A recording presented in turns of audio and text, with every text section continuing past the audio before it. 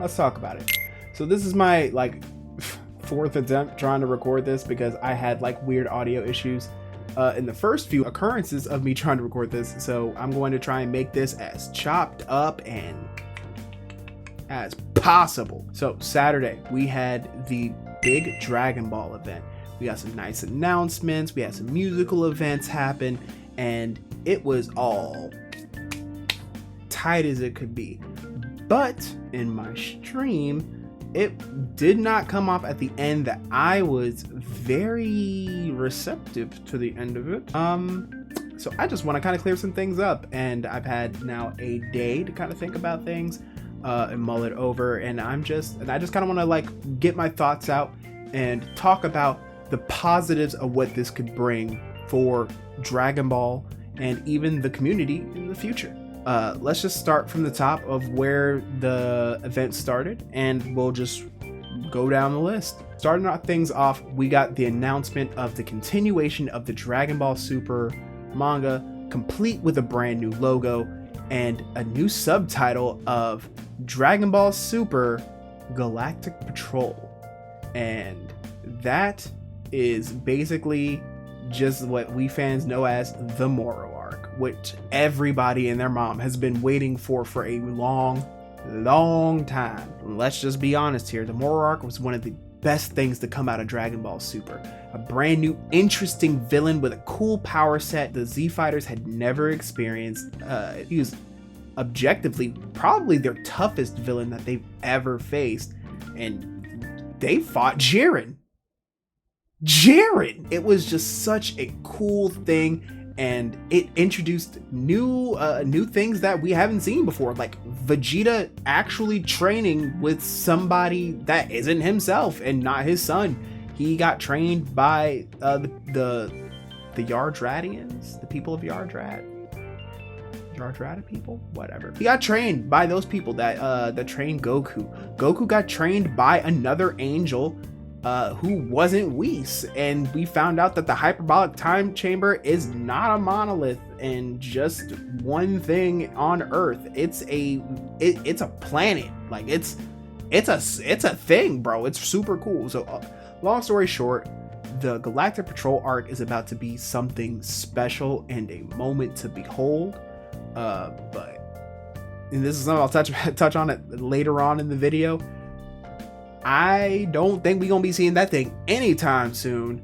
So let's just strap in for some other stuff that we're gonna be getting.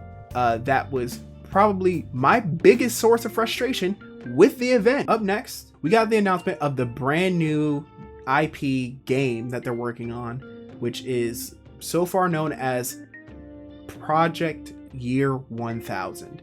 And a lot of fans right now are speculating that this is just Xenoverse 3, which I don't think would be a bad thing, but at the same time, I would like to see them do something new and interesting with this new created character by Toriyama.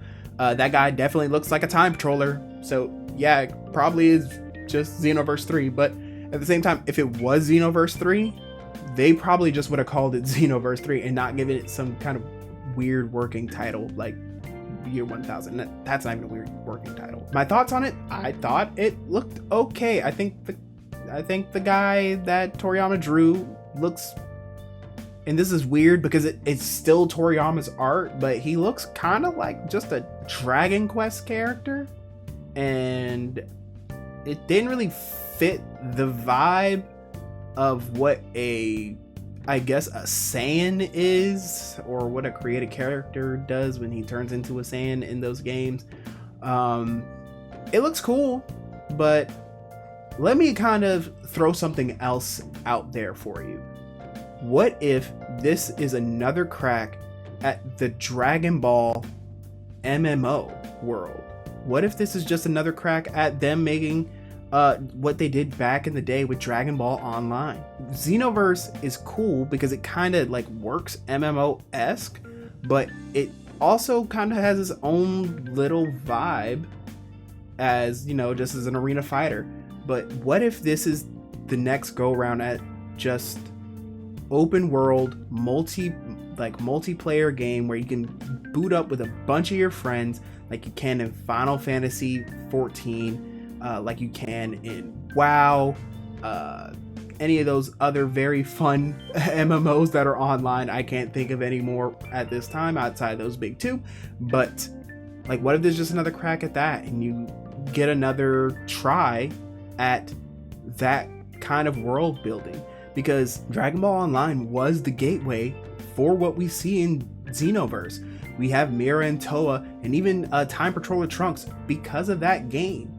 And I think it'd be really cool to get that level of gameplay out of a modern equipment, not just relegated to a PC. Being able to play that on your PS5, your Nintendo Switch 2, or your Xbox One, I think it'd be cool. And just a nice fresh coat of paint on the MMO world. And I think that a lot of Dragon Ball fans would really rock with that. Anyways, but I think it'd be really cool for us to get something new like that out of the franchise. It'd be something new. And I mean, they update Xenoverse 2 all the time anyway, so I really think that we don't need another Xenoverse. Personally, at least it's over 10 years old now, or it's about 10 years old now. I think you could get a new one, but if they're just gonna keep updating these games until the end of time, might as well just get your mileage out of it. Who knows? But I think either or, it'd be cool. I just missed the Xenoverse wave. It came out while I was in college, and I had an Xbox 360. I missed that wave. My boy Sadeke, he had one, or he had a PS4, and I played Xenoverse 1 on it for one day, and I thought it was okay. I thought it looked like I was playing with action figures. Is what it is. I think it's a good time either way. But moving on. So up next, we had the announcement of DLC for Dragon Ball Sparking Zero, which is a game that is not dying, but is dying for more content, specifically more maps, because I got very tired very quickly of just everyone picking Hyperbolic Time Chamber and not picking anywhere else. I also am excited to see the new supers and new moves and new characters to come out for that game. It definitely needed a fresh coat of paint on it, and I cannot wait to hop back into that game and see how it holds up. At the end of the day, we still ended up getting what I thought we were going to get. We're getting some movie characters, some added on story characters like Super Saiyan Bardock, and we're also getting Dragon Ball characters that we were missing, and even GT characters. And lastly, we had the announcement of Dragon Ball Super Beerus, which is a redo of Dragon Ball Super's first arc, which was the Beerus arc in Dragon Ball Super back when that first came out. And I wasn't the biggest fan of the idea of them doing this, mainly because I didn't want any retread of anything. I just want new content. I want them to just bring out the new stuff. I don't want them to just retread. I just want to see. I want to see more. I want to see granola. I don't want to see Dragon Ball Superhero animated as in 2D. I just want to keep it pushing. Don't do this to me. I don't want to see this. That was my first reaction. But again, like I said, I sat on it. I thought about it, and I thought about the possibilities of what this could bring for the future of Dragon Ball. And I'm going to break this down into two parts. My first part is this could clean up the timeline of Dragon Ball Super and the problem they created with Dragon Ball Daima. Dragon Ball Daima takes place smack dab in the middle of Battle of Gods and the end of the Majin Buu arc. And that ain't a really big amount of time. There's only, I think they said it was 9 months to a year. Not much time had passed in that. We didn't need to put anything there. And it just it made the Dragon Ball timeline, which was already kind of wonky because of Future Trunks and his nonsense. Don't get me started on the two future Trunkses that are in the same universe, and them just being like, well, he's gone, we're not going to see him again because now we have an adult Trunks in our universe. We don't need this one. You know, there's just a lot of problems that were created because of Dragon Ball Daima. It answered questions, but at what cost did we need to do this? So I see this as an opportunity for them to fix a problem they created for themselves. And I'm talking about Super Saiyan 4 Goku and Super Saiyan 3 Vegeta. Those two forms were nowhere to be seen the entirety of Dragon Ball Super.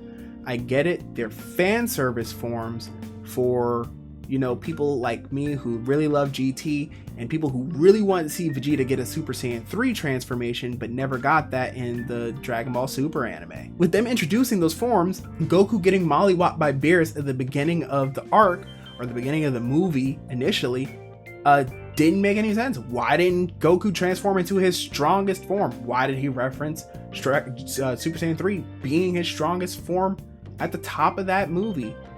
It just didn't make any sense. I think that this could be a good thing. They can go ahead, they can make Goku go Super Saiyan 3, they can make Vegeta go Ultra Vegeta 1, or whatever he wants to call himself these days.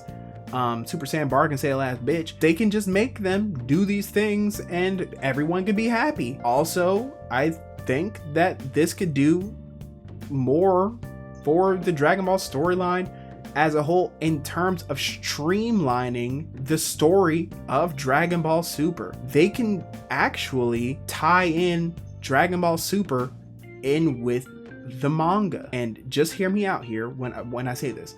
So when I say tie it into the manga, I mean they can go ahead and just redo all of Super. If you're going to do this, if you're going to do it for one arc, just redo everything. Reanimate everything. Because a lot of Dragon Ball Super, I ain't gonna lie, and I know somebody's gonna agree with me, a lot of Dragon Ball Super don't look that good.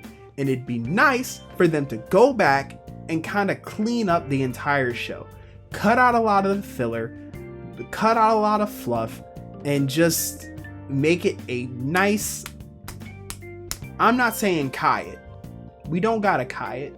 But at the same time, you gotta kinda if you're going to do it. Go through, tie it in with the manga. Add in a lot more aspects of the manga into a lot of the things that we saw in the show. Because I think there was aspects of the manga that handled a lot better than the show. It can just make the rewatch of the show more enjoyable for me. I'm talking for myself. This is something I want to see. What y'all want to see, y'all can talk about in the comments. I won't see them do this. If this is something that I'm going to say, all right, I'll invest my time into the rewatch of Dragon Ball Super, and this is something I'll do, you know? But redo Battle of Gods, redo the entire arc, cool. Tie in the Goku transforming into Super Saiyan 4, tie in Vegeta going into Super Saiyan 3, just make the Resurrection F arc look actually good. Take all that 3D crap out of it and don't make it look lazy like you did in that C arc of the show. Make it look good. Clean it up. Make it like 20 episode seasons, or even if the seasons don't need to be that long, if the arc isn't that long, like the Battle of Gods arc, not a very long arc. The Resurrection F arc, not a very long arc, because they're just recapping a show. They're just recapping the movies. You don't need to do too much with those. Then you have Universe 6 versus Universe 7. Make that a little bit longer. Clean up the animation. Make it look nice and tight. Tie in aspects of the manga into the show. And this is where I'm talking about. In the manga, Super Saiyan God in particular was very seldomly used as heavy as it was in the show.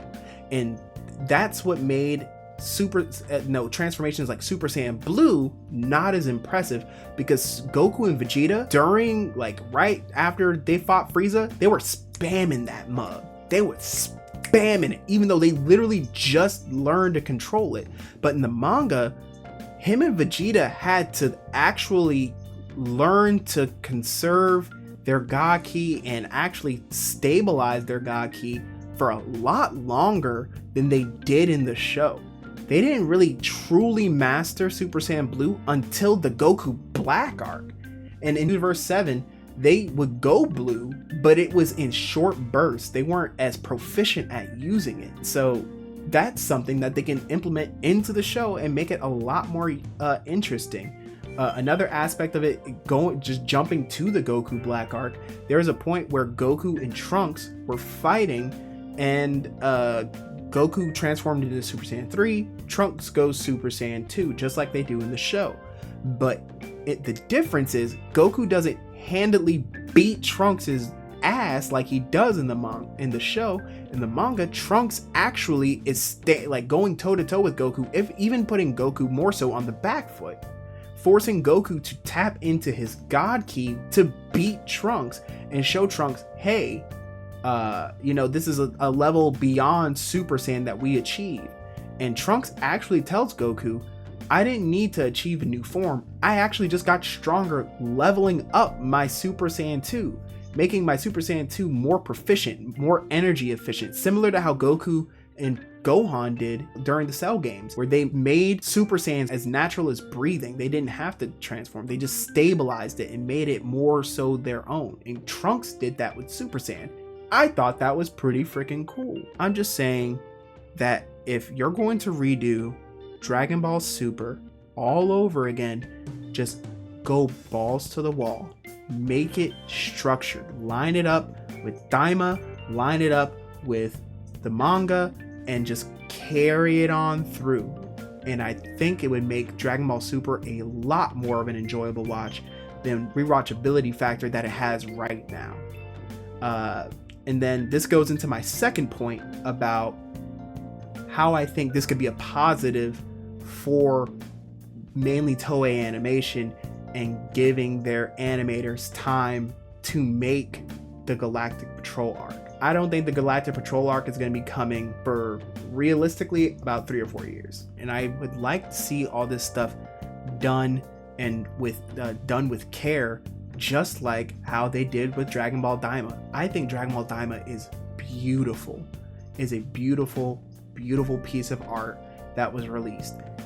Despite whatever feelings people may have towards it in terms of the story, I think that that's the best that Dragon Ball has looked in a long time, and its only rival is Dragon Ball Super Broly, which is its own masterclass of a film. I think that if we're going to be drip feeding content to the day that we get the Galactic Patrol arc of Dragon Ball Super, I think it would be best for them to just go ahead and reanimate all of Super seasonally, giving the animation team enough time to get us to the finish line that is Galactic Patrol. I think I've yapped enough.